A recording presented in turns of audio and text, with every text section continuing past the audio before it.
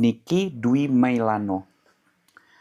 Dia mengatakan begini, karena penasaran, kepercayaan bumi datar itu diperkirakan berapa tahun yang lalu sih? Kemudian bangsa mana yang mempercayai itu? Kalau bisa sekalian referensinya, no offense, no curious. Oke. Saya mencoba menjawab pertanyaan ini. Saat ini kebetulan saya tidak sedang mencari referensi, tapi ini yang saya pelajari jauh-jauh hari sebelumnya. Saya mencoba simpulkan tanpa mengulang kembali mencatat referensi. Mungkin kalian bisa cek saja di ChatGPT atau sosial media atau internet yang saya katakan ini benar atau tidak. Kepercayaan bumi datar itu jauh lebih kuno daripada kepercayaan bumi bulat saat ini.